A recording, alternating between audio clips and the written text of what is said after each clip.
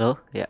Pastikan teman-teman kalau yang sudah mendownload kode igniternya atau frameworknya ya, itu pastikan juga sudah terinstall localhost-nya untuk pemasangan frameworknya agar bisa jalan nantinya.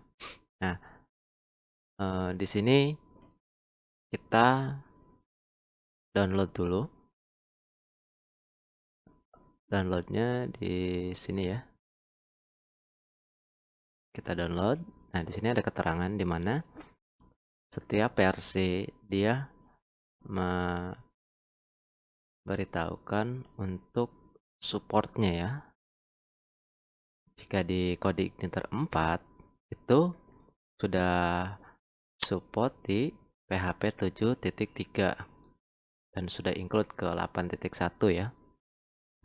Terus kalau di kode igniter 3 dia masih support di PHP 5.6 dan itu pun masih maintenance ya, di update nanti sampai dengan di versi 3.1.13. Karena kita mau coba menggunakan framework yang kode igniter ketiga, maka kita download dulu di kode igniter yang ketiganya dulu ya. Nah, di sini kita download. Juga ada user guide-nya atau dokumentasinya ya, source dan translation-nya. Kita download. Nah, framework-nya kecil ya, cuma 697 kilobyte. Ini cukup kecil banget sih, ringan framework-nya. Kalau sudah kita download, kita pindahkan ke localhost. Ya, ini kita downloadannya. Berhubung di saya sudah download dan sudah terinstall SAM-nya, teman-teman nanti cukup download aja SAM-nya ya di Apache org.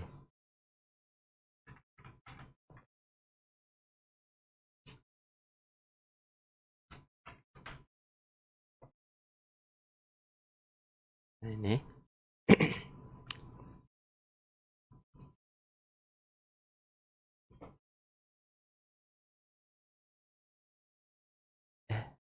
sorry. Nah, ini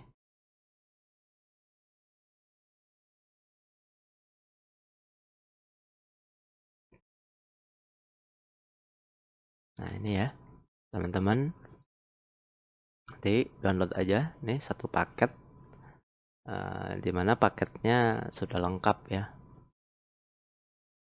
bukan paket makanan ya. Ini paket yang SAM-nya sudah ada for Windows, ada for Linux, ada OS X ya atau Mac. Nah, di sini sudah menggunakan PHP 8.1.12. Nah, pertanyaannya, yang PHP atau framework yang kode igniter ketiga versi 5.6 ini jalan tidak di localhost-nya gitu loh.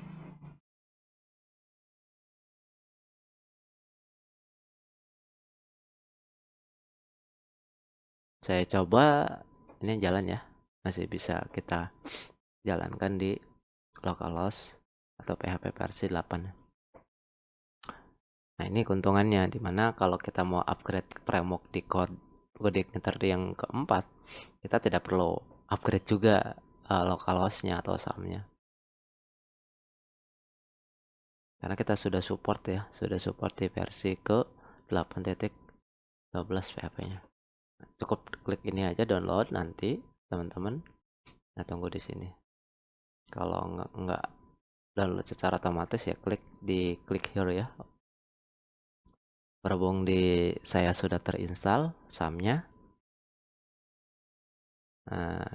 saya akan pindahkan frameworknya ke localhost. Yang download tadi kita buka. Nah, ini kita move atau cut juga nggak jadi masalah ya. Saya cut aja. Kita simpan di SAM, di htdoc. Terus kita bikin folder. Folder ini untuk nama sebuah projectnya ya. Saya buat dengan project code ya, project code UMS.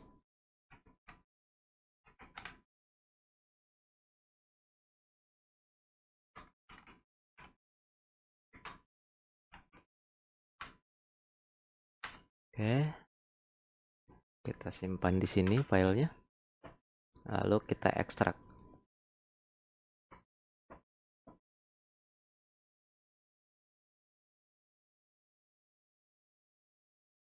Cukup ringan, ekstraknya juga cepat ya. Nah, ini kita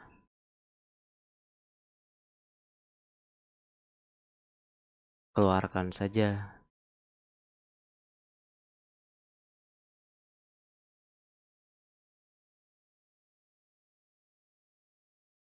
Nah, isi dari sebuah frameworknya biar tidak terlalu banyak folder, kita keluarkan aja di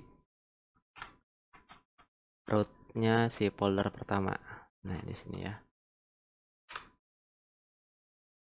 Oke, boleh kita hapus ininya.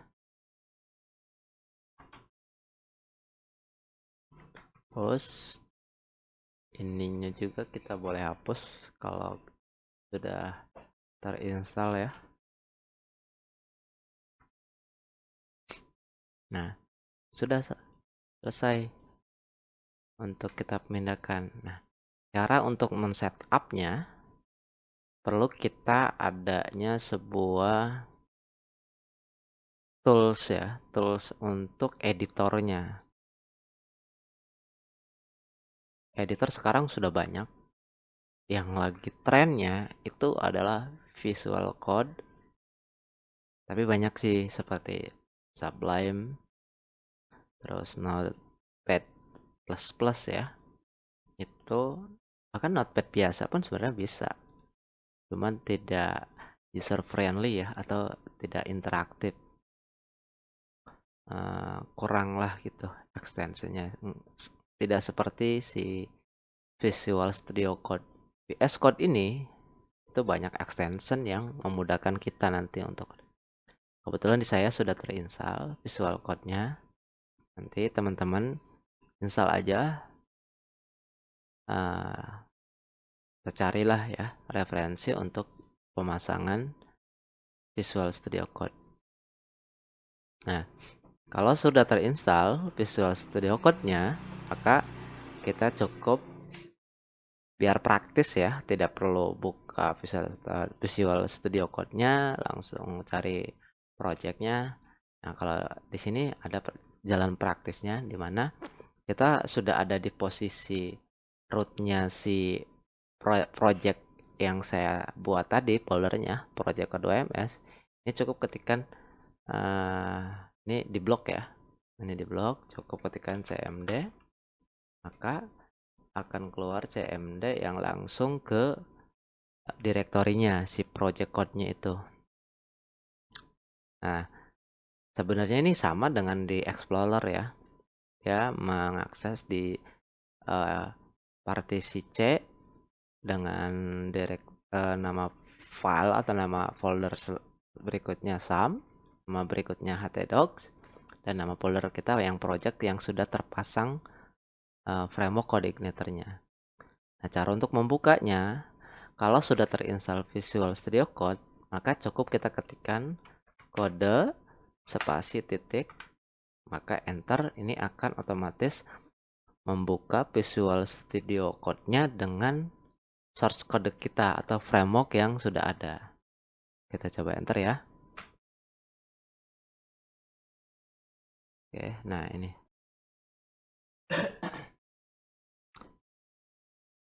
Ini kita besarkan dulu. Nah, ini sudah terbuka frameworknya di Visual Studio Code. Langkah pertama dalam mengkonfigurasi framework CodeIgniter ketiga, kita harus tentukan di application, di config ya. Config ini kita klik untuk set up URL dulu. Nah, di sini dash URL-nya di sini ada dokumentasinya sih ya sebenarnya. Nih, example.com. Berarti kita kalau mau di localhost ya cukup kita kopikan saja di localhost-nya yang URL yang barusan kita install ya. Pertama kita buka dulu di browser ya, browser teman-teman.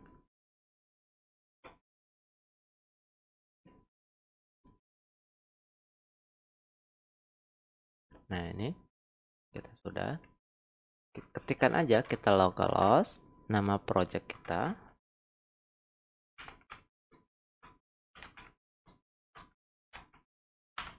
Nah, ini sudah terinstall atau sudah running ya, sudah bisa di develop.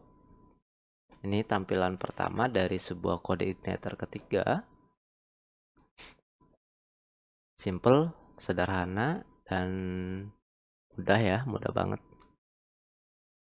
Nah, apa fungsi dari sebuah base URL ini? Fungsinya itu adalah untuk mendefault sebuah URL yang kita buat. Sehingga saat kita klik link gitu di sebuah link ini, otomatis rootnya akan defaultnya ke sini gitu loh. Kita ini cukup kita kopikan saja, copy, kita simpan di sini.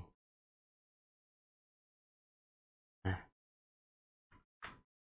udah, ini sudah kita setup dari sisi base URL-nya. Terus yang kita harus setup lagi yaitu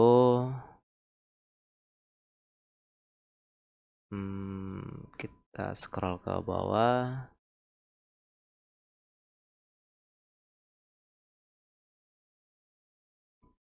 Nah, ini encryption key ini adalah untuk mengamankan dari sisi URL kita nanti atau keamanan framework kita.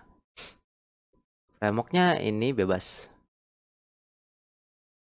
Ada string, integer, gabungin pun ataupun sebuah kode itu akan lebih aman ya. Misalkan ini project code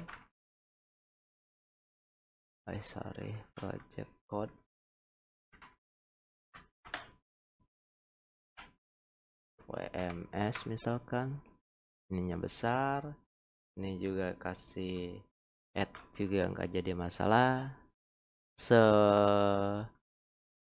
Kompleks banget ya, sekompleks agar nanti encryptnya lebih kuat.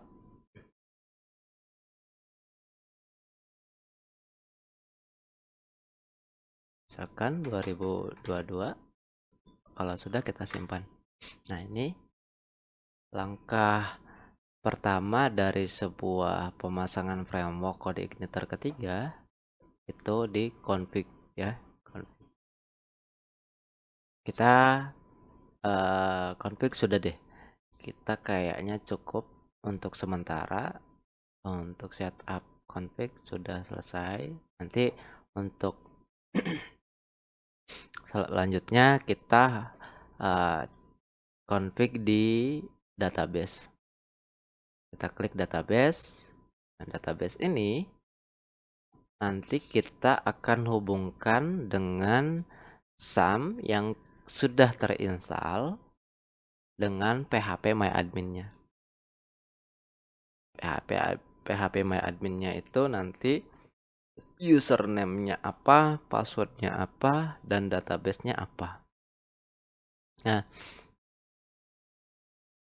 untuk database-nya di deskripsi video yang sesi kedua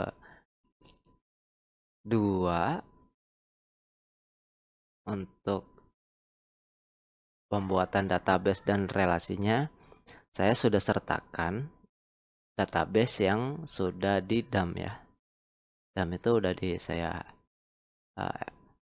ekspor dari seluruh tabel. Nah, nanti teman-teman cukup download database-nya, impor ke localhost teman atau ke SAM teman-teman di PC atau di laptop ya. Nanti download, impor. Nah, kalau sudah ditentukan nama usernya dan passwordnya, masukkan di sini.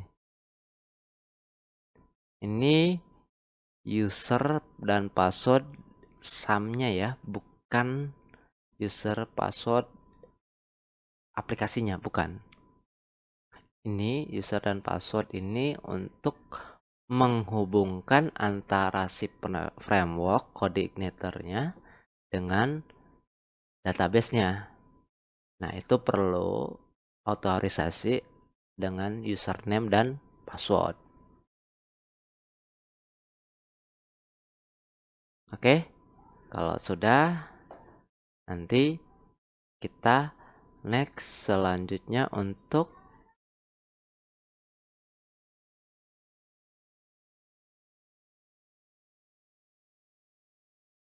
pembuatan dari authorize atau login. Kita harus menentukan pemasangan template engine aja ya kali ya. Karena template engine biar kita agak ada manis-manisnya lah gitu. Tidak seperti